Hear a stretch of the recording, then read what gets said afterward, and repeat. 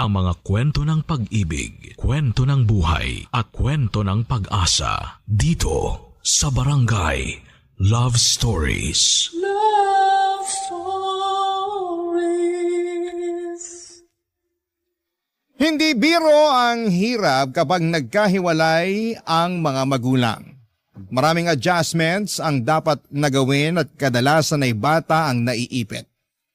Ikaw, kabarangay, paano kaya sa tingin mo mapagtatagpo ang dalawang mundo ng dalawang magulang na nagkahiwalay?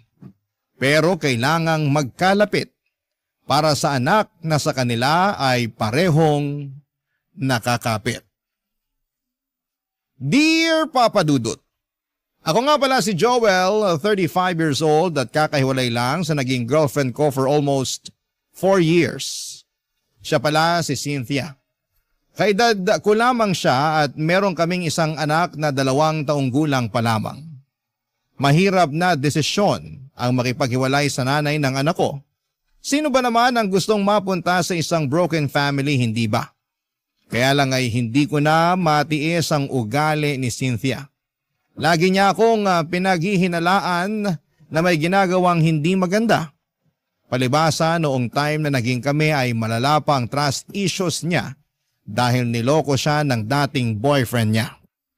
Nagkaroon din sila ng anak pero nasa poder ng lalaki ang bata.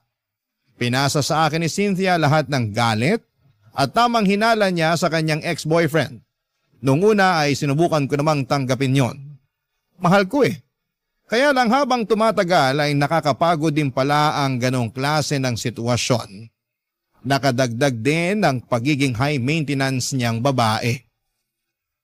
Hindi siya nakontento sa kung ano lang ang kaya kong maibigay sa kanya. Alam naman niya na hindi ganong kalaki ang sahod ko. Galing kasi siya sa may kayang pamilya kaya hindi niya matanggap na maliit lamang ang naibibigay ko sa kanya. Yun madalas ang nagiging away din namin dahil nasasaktan ang pagkalalaki ko sa tuwing pinamumukha niya sa akin na hindi sapat ang naibibigay ko. Hanggang isang araw ay nakipaghiwalay na ako sa kanya, Papa Dudut. Biglaan lang ang lahat dahil napundi na ako sa pagbubunganga niya sa mga pagkukulang at mali ko. At dahil nga sa pakikipaghiwalay ko ay nagtanim siya ng galit sa akin at nakaapekto yon sa anak namin, Papa Dudut.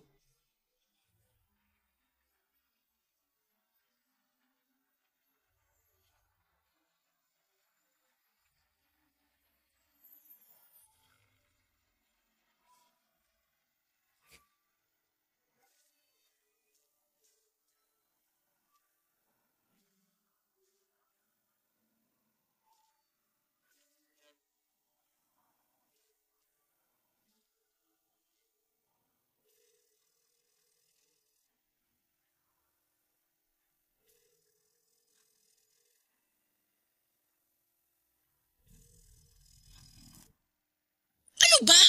Tawag ka ng tawag, alam mong nasa trabaho ako. Bakit kasi ayaw mong sagutin ang tawag ko? Last week pa ako tumatawag eh. Kahit sana i-text mo man lang ako. Para saan pa? Hiwalay na tayo, di ba? Oo, hiwalay na tayo. Pero may anak tayo. Eh ano ngayon? Pwede bang maging mature ang usapan natin? Para na lang sa anak natin. Para sa anak natin? Sana naisip mo yan bago ka nakipaghiwalay sa akin. Hindi ko na kasi kaya ang ugali mo. Gustuhin ko mang magstay para sa anak natin, pero nahihirapan na ako. At akala mo madali para sa akin na makisama sa ugali mo? O sige na, mali na rin ako. Tatanggapin ko na lang yun para sa anak natin. Puro ka na lang para sa anak natin, pero hindi ka naman nagpapakatatay sa kanya. Anong hindi? Sinusubukan ko naman dati pa. Hindi ako nagkulang sa sustento. Kulang na kulang ang sustento mo. Hindi sapat ang binibigay mo. Yan! Yan mismo ang dahilan kung bakit umayaw ako sa'yo. Hindi ka marunong makontento. Sino bang makukontento sa maliit na sustento mo? Alam mo kung magkano lang ang kinikita ko. Maliit na nga lang ang natitira sa akin. Sakto lang para may pangbili ako ng toothpaste at deodorant ko. Halos sa inyong mag-ina na pupunta lahat ng sahod ko. Dapat lang namang mapunta sa amin yun dahil obligasyon mo kami. At para sabihin ko sa'yo, dapat hindi ka nakukontento sa maliit na sahod mo lalo't pamilyado ka na. Dapat nag-e-effort ka pa rin para maghanap ng trabaho na kayang bumuhay sa amin. Ginawa ko naman yun pero walang tumanggap sa akin kasi hindi naman ako nakapagtapos ng pag-aaral. Kaya hindi ko rin maiwan tong trabaho ko kasi ito lang ang tumanggap sa akin kahit hindi ako college graduate. Ang dami mong dahilan talaga. Hindi ka nauubusan. Gusto ko lang depensahan ang sarili ko. Cynthia, magkaayos na tayong dalawa para sa anak natin. Maging maayos naman na sana ang pakikitungo natin sa isa't isa kahit hindi na tayo nagsasama. Huwag mong asahan na magiging maayos ang pakikitungo ko sa'yo kasi galit pa rin ako sa'yo. Baka naman pwedeng isang tabi mo man lang yung nararamdaman mong galit sa akin para naman makasama ko rin ang anak natin. At sinong nagsabi sa'yo na gusto ko pang ipakita sa'yo ang anak natin? Cynthia, ako ang ama niyan. May karapatan ako sa kanya. Tinanggal mo na ang karapatan mo sa kanya nung iniwan mo ko. Huwag naman ganyan, please. Gusto ko makasama ang anak natin. Huwag mong ipagkait sa kanya na magkaroon ng isang ama. Hindi ka maayos na ama. Kaya ayos lang kahit wala ka sa buhay niya. Hindi man ako naging mabuting karelasyon sa paningin mo, pero hindi mo pwedeng sabihin na hindi ako naging mabuting ama sa anak natin. Parehas lang yun. Kung gusto mong maging mabuting ama sa kanya, sana naging mabuti ka rin sa nanay niya. Kaso hindi. Iniwan mo ako kahit ang dami kong tiniis sa mga pagkukulang mo. Cynthia! Huwag ka na ulit tatawag sa akin, Joel, ha? Hindi mo na pwedeng makita ang anak natin. Tapos na tayo, di ba? Tapos na rin ang koneksyon mo sa anak natin. Mangiyak-ngiyak ako sa katigasan ng loob ni Cynthia mula noong nagkahiwalay kaming dalawa, Papa Dudut. Pinagdamot na niyang makita ko ang anak namin. Nakiusap ako ng ilang beses para lamang ipasilip man lamang niya sa akin ang bata kahit nga video ko lamang sana pero ayaw niya. Nangutang ako ng malaking halaga para ibigay yon kay Cynthia pero tinanggihan niyang tanggapin yon. Hindi pa rin daw yon sapat. Ayaw niya talaga akong patawarin. Alam kong pinipersonal na lamang niya ako dahil sa pakikipaghiwalay ko sa kanya. Sinubukan kong lapitan ang mga kaibigan niya na nakilala ko at nakiusap sa kanila na baka pwedeng kausapin nila si Cynthia para lumambot na ang puso niya.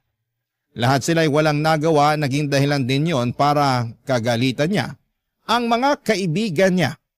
Kaya mula noon ay hindi ko na sinubukang lapitan pa isa man sa mga malalapit sa kanya para maging tulay sa muling pagkikita namin ng anak ko. Napakasakit na hindi makita ang anak ko, siya na lamang ang buhay ko. Siya ang dahilan kung bakit nagawa kong tiisin ang ugali ni Cynthia dahil gusto kong buo kami. Pero may limitasyon din ang pasensya ng isang tao at sa huli mas pinili kong lumayo na lamang kay Cynthia kaysa naman sarili kong peace of mind ang mawala. Mas naging payapa ang buhay ko noong nagkahiwalay kaming dalawa. Pero malungkot ako dahil gusto kong makasama ang anak ko. Kaya lang ipinagkakait sa akin ni Cynthia. Palagi ako nakatambay sa subdivision kung saan ay nakatira si Cynthia. Mabuti na lamang at may kaibigan akong nakatira doon kaya malaya akong nakakapasok. Panayang silip ko sa bahay ni Cynthia sa pag-asang makikita ko kahit saglit lang ang anak namin. Pero bigo ako. Isang araw hindi ko na natiis. Kumatok na ako sa bahay para personal na siyang harapin. Bala ko nang makiusap noon sa kanya ng harapan. Pero ibang humarap sa akin nang bumukas ang kanyang pinto. Papa Dudut.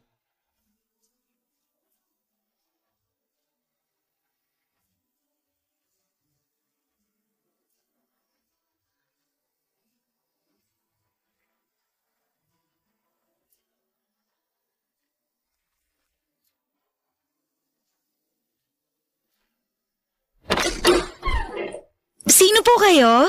Sino ka? Hala? Ako po kaya unang nagtanong. Joel ang pangalan ko. Andyan ba si Cynthia? Naku, umalis po kaninang umaga. Ganun ba? Mga anong oras kaya siya makakabalik? Baka po hapon na yon kasi dadaan daw muna siya sa bahay ng parents niya bago po siya bumalik dito. Ah, sino ka nga pala? Ay, pasensya na, hindi po agad ako nakapagpakilala. Ako nga po pala si Mara, ang yaya ng anak ni Ma'am Cynthia. 30 years old at mula sa lugar ng mga matatapang, Etivac, Cavite! Hanip pang intro pang Miss Universe. Kabog, di ba? Sabi niyo kasi magpakilala ako eh. Kaano-ano mo si Cynthia? Ay, naku, teka lang po baka miyembro kayo ng Budol-Budol Gang ha? Kasi yung mga ganyang tanungan, napanood ko na yan sa balita eh. Hindi. Ay, ex-boyfriend ako ni Cynthia. Kayo po yung lagi niyang sinasabi na kampo ng demonyo. Naalala ko na. Kayo yung tatay ng anak niya. Ang sakit naman ng kampo ng demonyo. Pero sige, tatanggapin ko. Ganun ang tingin niya sa akin eh. Ang tindi nga po ng galit niya sa inyo. Ang dami niyang kwento tungkol sa inyo. Hula ko. Wala siyang magandang nasabi tungkol sa akin no. Ang galing niyo naman pong manghula. Iniwalayan ko kasi siya. Kaya sobrang bitter niya sa akin. Naiintindihan ko naman siya kaya lang. Kaya lang ano po? Naiipit kasi yung anak namin. Doon ako nahihirapan. Ay, hindi po ba niya pinapakita sa inyong anak niyo? Mula nung nagkaiwalay kami, hindi na niya pinakita sa akin. Kahit makausapan lang po sa phone? Kahit yan, hindi pwede. Pinapaupa ko na muna ang galit niya sa akin. Pinagdarasal ko na lang na makamove on na siya agad para hindi na niya ipagkait sa akin yung anak namin. Mukhang matagal-tagal pa bago siya makamove on sa inyo, sir. Halos bumuga na nga ng apoy sa tuwing naaalala niya kayo eh. Mapagtanim din kasi ng galit yun. Hayaan mo na lang. Baka naman kasi minahal rin niya kayo ng sobra. Kaya nasaktan. Tapos naging bitter na dragon. Kaya nga eh. Minsan, pinagsisisihan ko rin na iniwan ko siya. Kasi mahal niyo pa ho, ano? Ay! Naiisip kong balikan siya para makita ko na yung anak namin. Sobrang desperado na ako, Mara. Gusto ko talagang makita kahit ilang minuto lang yung anak namin. Ay, paano kaya to? May naisip kasi ako pero baka mapag-initan ako ni Ma'am Cynthia kapag nalaman niya eh. Ano ba yun? Matutulungan mo ba ako para makasama ko ang anak ko? Hindi ko po may papangako pero susubukan ko po na maipakita sa inyo yung anak nyo kapag wala po si Ma'am Cynthia dito. Kukunin ko na lang po yung number nyo, sir. Gusto mo lang ata akong maka-textmate eh. Hala si sir! May boyfriend po ako sa Cavite ha? Huwag kayong ganyan, loyal ako dun. Binibiro lang kita kasi masyado nang mabigat yung usapan natin eh. Sige, ito ang number ko. Pero palitan mo na lang ang pangalan ko ha para hindi makita ni Cynthia na nag-uusap tayo. Ay teka, sisave ko na po. Patingin nga po ulit. Ayan. Nasave ko na po yung number nyo. Ite-text ko po kayo mamaya ha? Salamat Mara ha. Salamat. Sana matulungan mo akong makita ang anak ko. Hindi ko maitago ang saya ko nang makaharap ko si Mara. Nabuhayan ako ng pag-asa na muli kong makakapiling ang anak ko sa tulong ng kanyang yaya, Papa Dudut. Kinagabihan ay nag-text si Mara sa akin. Nakauwi na raw ang mag-ina ko. Kinuha niya ang Facebook account ko para isend ang pictures ng anak namin ni Cynthia. Palihim niyang ginawa yon habang nasa banyo ang ex ko. Yun ang unang beses na nasilayan ko ang mukha ng anak ko matapos siyang itago sa akin ng nanay niya. Kahit kasi sa Facebook ay hindi nagpo-post si Cynthia ng pictures ng anak namin. Kahit mga kamag-anak niya ay wala ring post tungkol sa kanilang mag-ina. Kaya hindi ko maitago ang sobrang gala ko nang sa wakas. Nakita kong muli ang anak ko kahit sa picture man lang. Sinabi sa akin ni Mara ang schedule ni Cynthia. Pinapadaan niya ako sa Huwebes dahil buong araw daw na wala si Cynthia dahil pupunta siya ng Pampanga para sa trabaho niya. May conference daw sila roon at gabi na siyang makababalik ng Maynila. Agad ako nag-leave ng trabaho para makasama ko ang anak namin. Pinaghandaan ko yon, bumili ako ng mga pagkain para sa kanya pero pinagbawalan ako ni Mara na bumili ng laruan para hindi makahalata si Cynthia. Sinabi rin niya na sapat na ang pagkain lang ang dalhin ko. Yung mauubos lang sana sa araw ng pagdalaw ko. Tinulungan ako ni Mara para makapagtago ng maayos kay Cynthia. Dahil oras na malaman ni Cynthia na nakakasama ko ang anak ko, ay baka mas lalo lamang siyang gumawa ng paraan para ilayo siya sa akin. Hindi ko yon makakayanan, Papa Dudut. Kaya buong ingat kami ni Mara sa mga pagpunta ko roon para kahit kaunti ay hindi maghinala si Cynthia sa ginagawa naming lihim na pagkikita, Papa Dudut. Barangay Love Stories. Barangay Love Stories. Papadudo tubong Cavite nga si Mara. Sa mga sumunod na araw na pagdalaw ko ay marami na akong nalaman sa kanya. Meron na pala siyang anak na 6 years old mula sa kanyang ex-boyfriend. Nasa Cavite ang bata at nadadalaw niya kapag day off niya tuwing Sabado hanggang Linggo ng tanghali. May boyfriend din siya na kasama na niya sa bahay nila sa Cavite. Yun daw ang nag-aalaga ng anak niya. Mabait daw ang boyfriend niya at wala siyang masabing hindi maganda roon dahil siyang tumayo bilang ama ng anak niya. Nakita ko naman kung gaano niya pinagmamalaki ang boyfriend niya. Isang bagay na hindi nagawa sa akin ni Cynthia noong kaming dalawa pa lamang. Kinakahiya kasi niya ako noon dahil nga mas malaki ang kinikita niya at galing pa siya sa mayamang pamilya. Natatandaan ko pa. Noong mga unang buwan na magkarelasyon kami ni Cynthia ay gusto niya sa dating kondo niya lamang kami magkasama. Ayaw din niyang mag-post kami ng picture na magkasama. Nasasaktan ako noon pero prangka naman niyang inamin sa akin na hindi ako gusto ng pamilya niya dahil may kaya nga sila sa buhay. Pero kahit na ganoon ay pinaparamdam naman sa akin ni Cynthia na minamahal niya ako. Pero atras abante lang din talaga siya sa relasyon namin. Dahil bukod sa sulsol ng kanyang pamilya ay dumagdag pa ang trust issues niya sa akin kahit na wala naman akong ginagawang kalokohan. Kahit na hindi naging maayos ang trato niya sa akin ay never ko siyang niloko. Yun naman ang maipagmamalaki ko sa kanya hanggang dulo. Kaya lang ay hindi naman niya yon pinakinggan dahil para sa kanya. Pare-parehas ng lahat ng mga kalalakihan.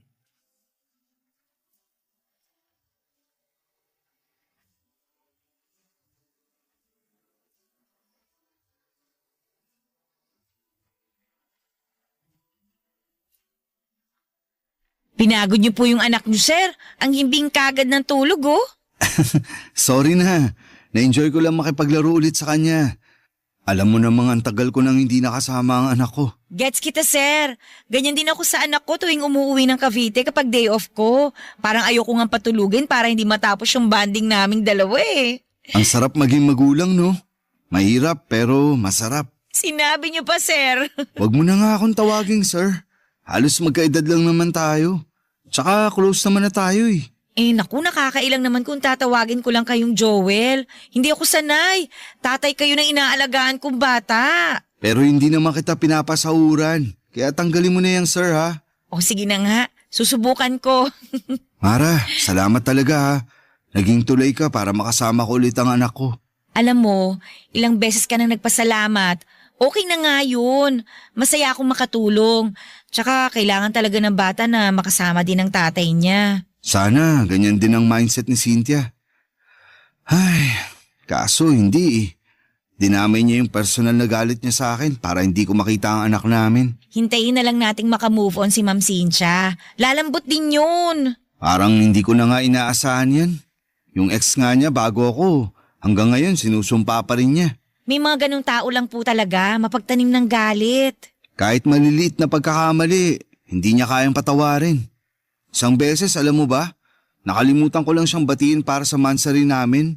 Aba, hindi na niya yun pinalagpas. Lagi niyang sinusumbat. Keso wala raw akong pakialam sa relasyon namin. Eh, isang beses lang naman nangyari yun. Eh teka, may ganyang experience din ako kay Ma'am Cynthia. Minsan, nakalimutan ko ilabas yung basura. Ayun, mula noon may trust issues na siya sa akin. Halos oras-oras bago matulog, pinapaalala niya sa akin yung basura. Kahit hindi naman na naulit yun. Pero wala na siyang tiwala sa akin. Ang sabi niya, mauulit pa raw yung pagkalimot ko. Aabangan daw niya yun at ipamumukha niya sa akin. Ganyan nga siya. Gusto niyang mapatunayan lagi na tama siya. Kaya babantayin niya lahat ng galaw mo para makahanap ng butas. Gusto niyang may paglaban na hindi siya nagkakamali ng iniisip tungkol sa'yo. Ay, nakakapagod yun. Buti nga natiis niyo eh. Ikaw din naman, natiis mo siya. Eh wala naman po akong choice kundi magtiis. Malaki kasi ang pasahod niya sa akin eh. Hindi naman alagain yung anak niyo. Si Ma'am Cynthia na lang talaga yung kailangan kong pagpasensyahan. Sana balang araw, ma-realize niya yung ugali niyang ganun. Mauubusan talaga siya ng taong iintindi at magtitiis sa kanya kapag hindi pa siya nagbago. Matanong ko lang, Joel. Wala ka na bang nararamdaman na pagmamahal sa kanya? Mahal ko pa naman siya. Hindi naman yun agad-agad na nawawala. Napagod lang talaga ako noon kaya ako nakipaghiwalay. Pero andun pa rin yung love ko sa kanya. Huwag mong sasabihin ha. Papalakpak na naman ang pride noon kapag nalaman niya. Naku, ayoko na rin kayo magkabalikang dalawa. Ha? Bakit naman? Kasi kapag pinag-uusapan natin siya, ramdam ko yung lungkot at stress sa'yo. Pero kita ko pa naman sa mga mata mo na may feelings ka pa rin naman sa kanya. At okay lang yun. Hindi naman basta-bastang nawawala yun eh. Nanay kasi siya ng anak mo. Salamat sa pag-intindi ha. Sobrang bigat lang kasi talaga ng pinagdaanan ko sa kanya. Siya ang pinakaminahal ko sa lahat ng mga nakarelasyon ko. Pero siya yung pinakamasakit na lesson na dumating sa buhay ko. Takot ka na siguro magmahal ulit, ano? Ay, Joel! Kailangan mo nang umalis. Tumatawag si Ma'am Cynthia. Mukhang pauwi na to.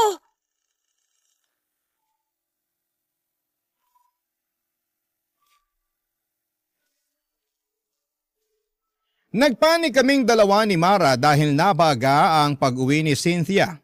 Pinagdadampot ko na lamang lahat ng kalat at pagkain na pinagsaluhan namin ni Mara at ng anak ko bago ako lumabas. Nagmadali akong pumunta sa bahay ng kaibigan ko sa subdivision na yon. Doon muna ako magpapalipas bago ako mag-book ng masasakyan. Kailangan munang makauwi ni Cynthia bago ako lumabas ng subdivision para hindi kami magkasalubong na dalawa. Ganon na kasi ang sistema namin. Napakiusapan ko naman ang kaibigan ko. Naintindihan niya ang sitwasyon ko, lalo't saksi siya sa naging relasyon namin ni Cynthia. Tinetext na lamang ako ni Mara kung nakarating na ba si Cynthia sa bahay niya at saka na ako aalis ng subdivision. Ilang buwan na rin na naging ganon ang kalakaran namin. And so far ay hindi naman kami nahuli. Madalas kaming nagkakausap ni Mara para humingi ng update sa anak ko. Ang sabi nga ni Mara, halos hindi rin maharap na asikasuhin ni Cynthia ang anak namin dahil subsob ito sa pagtatrabaho kaya madalas silang dalawa ni Mara ang magkasama. Laging nagkukulong si Mara at ang anak ko sa kwarto niya at doon nagvi-video call kami ng palihim. Habang naglalaro ang anak ko, naka-on lang ang video para makita ko siya. Mabuti na lamang at tahimik ang anak ko kapag nakaka-video call ko siya. Araw-araw ay gano'n ang mga nangyayari. Siguro isang pasasalamat din na naging busy si Cynthia sa trabaho niya para kahit sa video call man lang ay makita ko ang anak ko. At syempre, hindi siya makakahalata sa sitwasyon namin. Isang Sabado, nag-message si Mara sa akin. Hindi raw siya nakauwi ng Cavite dahil may bigla ang meeting si Cynthia. Kaya pinapunta niya ako doon. Sakto namang day off ko kaya may oras ako para pumunta doon. Bumili ako ng pagkain para sa anak ko at rosas naman para kay Mara bilang thank you ko sa kanya sa mga ginagawa niya para sa aming mag-ama Papa Dudut.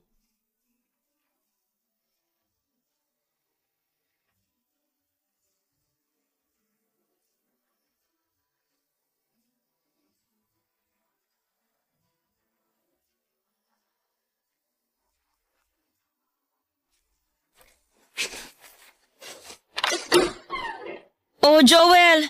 Pasok ka na. Sakto, kaalis lang din ni Ma'am Cynthia. Hindi ka na nga ako mapaaga ng dating eh. Nag-shortcut ba naman yung taxing nasakyan ko kanina? Kinabahan tuloy ako na magpang-abot kami ni Cynthia. Hindi talaga kayo pinagtatagpo ni Ma'am Cynthia. Ayos na yun. Sana palagi na lang umahin ng tadhana sa akin. Bumili nga pala ako ng rosas para sa'yo. Ito. Nako, nag-abala ka pa. Sana dinagdag mo na lang sa pambili ng pagkain ng anak mo. Nakabili na ako ng pagkain niya. Sakto na to para sa kanya. Dinagdagan ko pa nga para maibigay ka sa anak mo kapag umuwi ka sa inyo sa Cavite. Thank you tulog pa pala yung anak mo. Gusto mo ba gisingin ko na? Ay, wag. Hayaan mong makapahinga siya. Magkwentuhan na lang muna tayo habang tulog pa siya. Kumusta ka? Ayos lang. Parang malungkot ka. Dahil ba hindi ka nakauwi sa Cavite ngayong day off mo? Mabuti ngang hindi ako umuwi dun ngayon. Ha? Bakit naman? Ano ba nangyayari? Magkwento ka, makikinig ako. Wala to. Ayos lang ako. Gusto mo ng kape? Magtitimpla ako. Sige, para mas sumarap ang kwentuhan natin tungkol dyan sa pinagdadaanan mo. Ayos nga lang ako, Joel. Huwag mo na akong intindihin. Gusto kong makabawi sa'yo sa lahat ng tinulong mo sa akin. Kung makakabawi ako sa pakikinig, andito ako. 2 tenga, nakasanla sa'yo. Ang kulit mo ah. Okay nga lang ako. Kahit sinasabi mong okay ka, halata naman sa mga mata mong hindi. Di tama nga ako. Ay, ano ba nangyari? Kasi nakikipag-iwalay na sa akin yung boyfriend ko eh. Sabi niya, hindi na raw niya kaya na 1 beses lang sa 1 linggo kami magkita. Natatakot daw siya na baka may makilala ako dito sa Maynila. Napipili niya ako kung trabaho ko raw o siya. Anong sinabi mo? Sabi ko pag-iisipan ko. So may chance na iwan mo ang trabaho mo rito para sa kanya? Oo, kasi mahal niya yung anak ko eh. Mabait naman siya. Mahal mo ba? Parang. Hindi mo naman pala mahal pero bakit nagstay ka sa kanya? Kasi bihira na lang yung maayos na karelasyon ngayon eh. Maswerte ako na nakilala ko siya kasi minahal niya ako tapos damay pa yung anak ko. Naiintindihan kita. Nakakalungkot lang kung sakaling pipiliin mong iwan tong trabaho mo para sa kanya.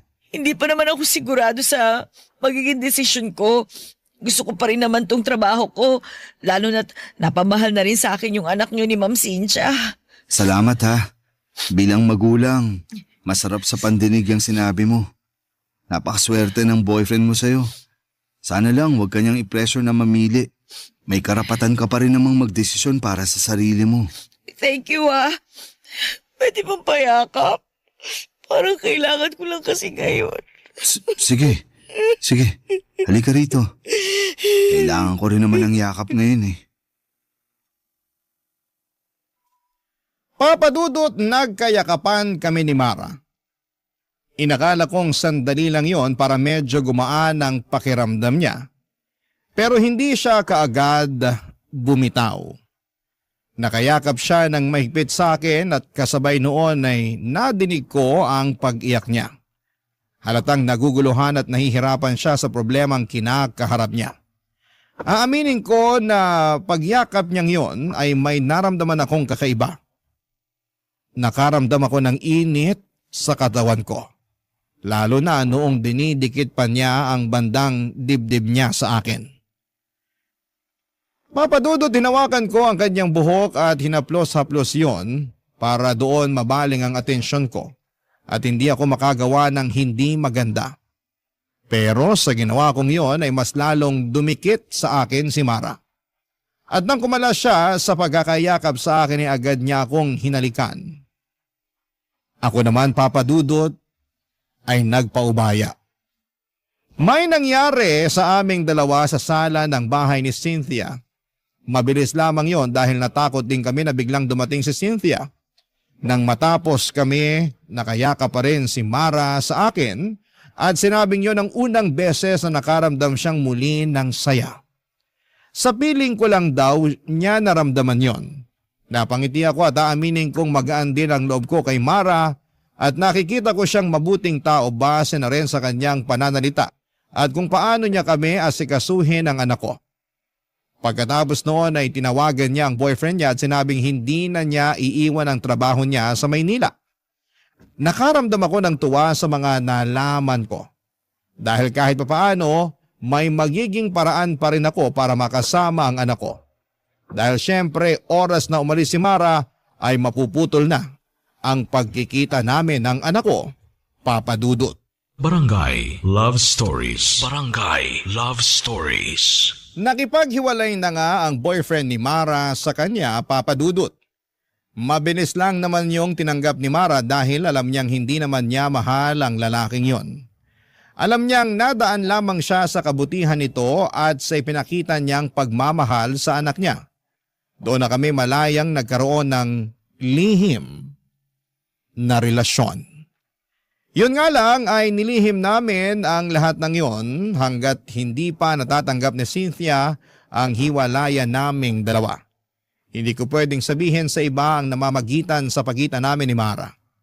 Alam kong mas lalo lang magtatanim ng sama ng loob sa akin si Cynthia kapag nalaman niyang kasambahay niyang pinatos ko. Naintindihan naman yon ni Mara at sinabi sa akin na walang problema sa kanya kung patago muna kami dahil alam niya ang ugali ng ex-girlfriend ko. Napadalas na ang pagpunta ko kina Cynthia. Kahit andon si Cynthia ay nagagawa ko pa rin makipagkita kay Mara. Doon nga lang kami sa bahay ng kaibigan ko nagtatagpo kapag tulog na si Cynthia. Madalas nga, kapag dumadalaw na ako sa bahay ni Cynthia, hindi ko na halos nakakasama ang anak ko kasi mas madalas na kaming magkaharutan ni Mara.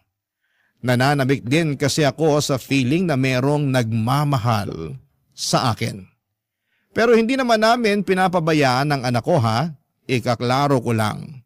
Siyempre alam niyo naman na siguro yung pakiramdam ng mga unang buwan ng relasyon, hindi ba?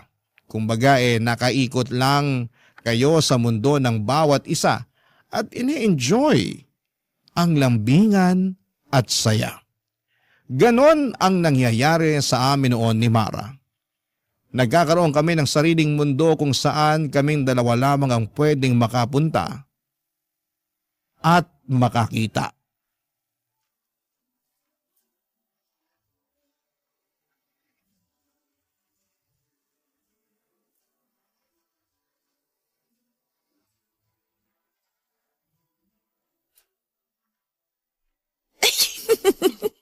Huwag mo naman masyadong pisilin yung tabako sa tiyan. Huwag mo na akong pigilan. Alam mo namang ito ang paborito ko sa'yo, di ba? Halata naman, palagi mo ang hinahalikan eh. Kakagigil eh. Parang taba ng baby. Lambot. Hawak nga ulit. Ikaw talaga, tama na nga, nakikiliti na ako. Ang hirap magpigil. Ikaw kasi, nag-crop top ka pa. Mas lalo ko tuloy nakita ang bilbil mo. Teka nga, magja-jacket na lang muna ako para tumigil ka na. Wag na.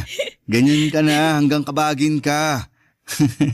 Panindigan mo na lang ang crop top mo. Huwag tayo masyado maingay kasi baka mamaya magising pa yung anak mo. Ayos lang yun. Para makita niya kung gaano kasaya ang tatay niya. Masaya ka ba talaga? Oo naman. Mula nung dumating ka, nakakasama ko na yung anak ko. Tapos, may pabonus ka pang bilbil na pinanggigigilan ko. Ayaw mo na talagang lumayo sa usapang bilbil ha? Paano ba ako makakalayo? Lagi nakadikit ang bilbil mo sa akin. Para maramdaman ko kung paano kang nag-iinit sa akin.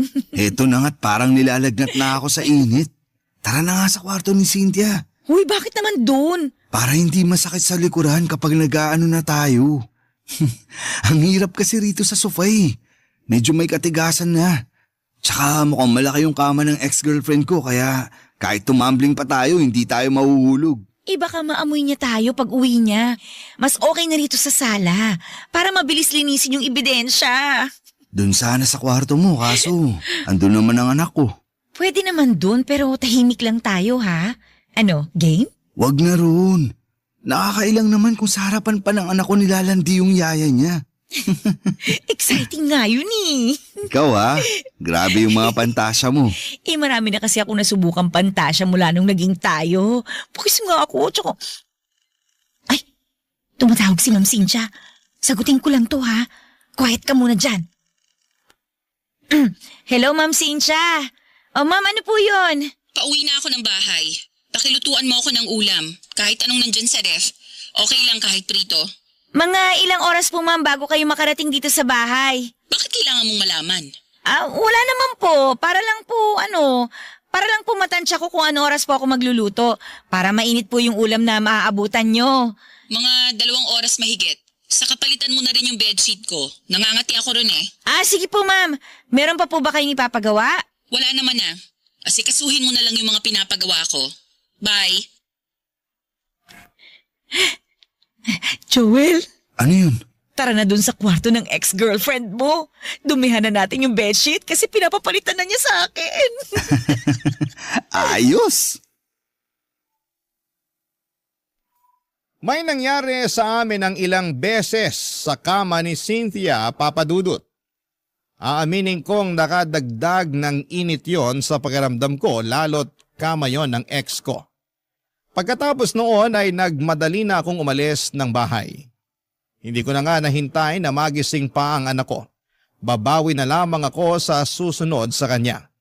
Kailangan ko na kasing makaalis para hindi kami magkaabutan ng nanay niya. Mabuti na lamang at maagang dumating ang nabukong sasakyan kaya nakaalis din ako kaagad bago mag-update si Cynthia na pauwi na raw ito. At nang makauwi ako ng bahay, tinadtad ni Mara ng mga selfie niya ang messenger ko. Napangiti ako at nakaramdam muli ng init. Sinabi ko sa kanya na mag-usap na lamang kami ulit kapag matutulog na si Cynthia. At makalipas nga ang ilang oras bago sumabit ang 11:00 ng gabi ay nag-message na si Mara. Gising noon ang anak ko at magkasama silang dalawa habang magka-video call kami. Para silang mag-ina at para kaming pamilya ng mga oras na yon. Nakapag-usap siguro kami ng mahigit 1 oras bago ko tinapos ang tawag. Para makapagpahinga na rin ang anak ko dahil alanganin na ang oras. Nag-chat na lamang ako kay Mara na sabihan niya ako kung kailan ulit ako makakadalaw. Mabilis naman siyang nag-reply at sinabing pwede na raw kaagad kinabukasan. May out of town meeting daw si Cynthia at madaling araw na ito makakauwi. Natuwa ako noon dahil mas mahaba ang oras na makakasama ko na si Mara at ang anak ko. Kaya naman natulog na ako kaagad para maaga akong makabili ng mga pagkain nilang dalawa sa pagdalaw ko, Papa Dudut.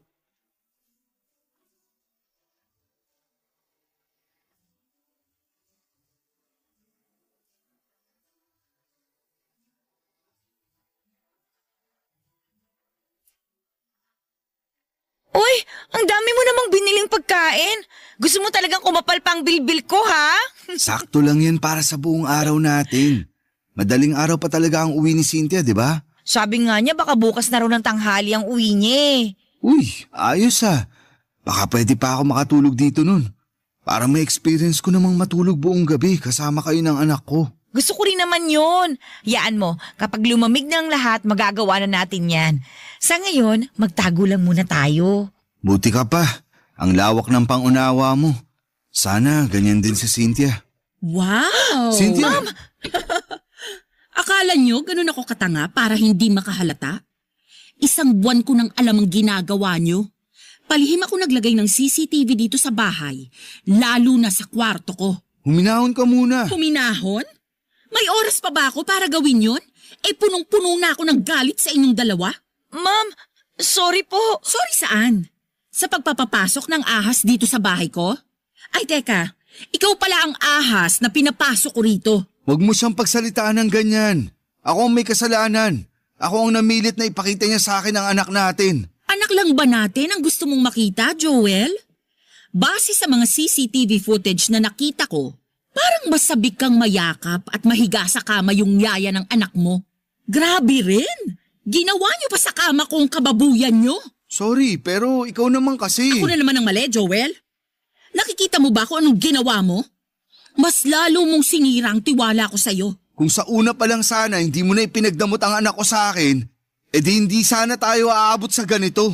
Pinapatikim ko lang sa'yo ang epekto ng pag-iwan mo sa akin. Sinabi ko naman sa'yo na huwag mong idamay ang anak natin sa problema natin, pero... Sa ayaw at gusto mo, madadamay talaga ang anak natin. Lalo na ngayon, ang bababoy nyo. Habang nasa kabilang kwarto ang anak natin, nagawa mo pa talagang patungan ng yaya niya, Joel? Anong klaseng pag-iisip ang meron ka? Bakit init ng katawan ang pinapairal mo? Kasalanan ko po, Ma'am Cynthia. Huwag niyo pong sisihin si Sir Joel. At ngayon, Sir Joel ang tawag mo sa kanya? Patapos kang maghubad sa harapan niya? Iba ka rin, ha? Nagmamahalan lang po kaming dalawa. Walang masama sa ginagawa namin. Nagmamahalan? Walang masama? Sigurado ka? Habang wala ako sa bahay na to, pinagkatiwalaan kita, Mara. Ang bilin ko sa'yo, wag na wag kang magpapapasok ng ibang tao. Pero sinunod mo ba yon? Hindi. Sabihin mo ngayon sa akin kung walang masama sa ginawa mong yon. Hindi mo na nirespeto ang bahay ko. At hindi mo rin ako nirespeto. Sorry po, ma'am. Hanggang sorry ka lang talaga, no? Tama na, Cynthia. Pag-usapan na lang natin to. Sige, pag-usapan natin to. Kasi ang dami ko nang naipon sa puso kong galit sa'yo eh. Baka sakaling gumaan kapag sinumbat ko na sa'yo lahat. Ang kapal ng mukha mo, Joel. Ang dami mong pagkukulang sa akin noon. Pero pinilit kong tanggapin ka. Kasi naniniwala ako na ikaw yung makakabuti para sa akin. Lalo na nung nabuntis mo ko. Pero anong ginawa mo? Nung time na gulong-gulo ko sa mga nararamdaman ko, iniwan mo ko. Pinabayaan mo ko. Hindi mo alam kung gaano kasakit sa akin na isipin yung future na hindi ka namin kasama ng anak mo. Hindi mo alam kung gaano kasakit sa akin na isipin na nagmamahal ka na ulit ng iba tapos makakalimutan mo na kaming mag-ina. Hindi naman mangyayari yun. Nagkaiwalay tayo pero hindi naman ibig sabihin ipababayaan ko na kayo. Mag-ina ko pa rin kayo at parte na kayo ng buhay ko. Mahal kita, Cynthia. Kahit ano pang nangyari sa atin, hindi na yun magbabago. Kung mahal mo ko, piliin mo ko ngayon. Anong ibig mo sabihin? Kung gusto mo pang makita pa ang anak mo, ako ang pipiliin mo. Cynthia. Kami ng anak mo o ang katulong ko? Mamili ka. Hindi ako makagalaw sa sinabi ni Cynthia, Papa Dudut. Hindi ko nga rin matignan si Mara dahil alam kong nasasaktan siya sa narinig niyang sinabi ng ex ko. Kahit ako ay naguluhan, lalo na noong pinangtakot na ni Cynthia sa akin ang anak namin. Sinabi niyang lilipat na raw sila ng lugar at hindi ko na sila kailanman makikita. Ang bigat ng loob ko habang iniisip ang posibilidad na mangyari yon. Nang hindi pa ako sumagot ay sinabi niyang pwede kaming magkabalikang dalawa, total ay mahal ko pa naman daw siya. Ayusin na lang daw namin at susubukan niyang baguhin kung ano man ang mga naging pagkakamali niya. Hindi pa rin ako nakapagsalita noon. Parehas kami ni Mara. Nang wala siyang makuhang sagot sa akin ay pinalis niya ako ng bahay. Pero bago niya ako paalisin, binigyan niya ako ng palugit na 1 buwan para pag-isipan kung sino ang pipiliin ko sa kanila ni Mara. Tahimik pa rin si Mara at kabado dahil anak ko na ang pinangsasangga ng nanay niya. Pinalis na rin ni Cynthia si Mara at umuwi muna si Mara sa Cavite at sinabi niyang hihintay na lamang niya kung anuman ang magiging desisyon ko. Sobrang hirap ng pinasok kong gulo. Sana ay matulungan niyo po ako. Oo, at may nararamdaman na ako para kay Mara. Nakikita ko siya bilang mabuting tao at mabuting karelasyon, pero aaminin kong mas mahal ko pa rin si Cynthia. Pero ang hirap na makasama pa siya. Pero paano ang anak namin kung sakaling hindi ko siya piliin na balikan? Higit sa lahat ay anak ko na ang pinakagusto kong makasama. Pero tulad ko ay ipit din siya sa sitwasyon. Sana po ay matulungan niyo po ako. Ako ang inyong kabarangay forever, Joel. Barangay Love Stories. Barangay Love Stories. Nalilito pa rin sa life ang ating kabarangay. Ano kaya ang maipapayo mo sa kanya? Ibahagi mo yan sa ating comment section para mabasa rin niya. Nagustuhan ng iyong napakinggan? Ituloy yan via live stream sa www.gmanetwork.com/radio. Barangay LS. In Mega Manila, 97.1. Forever.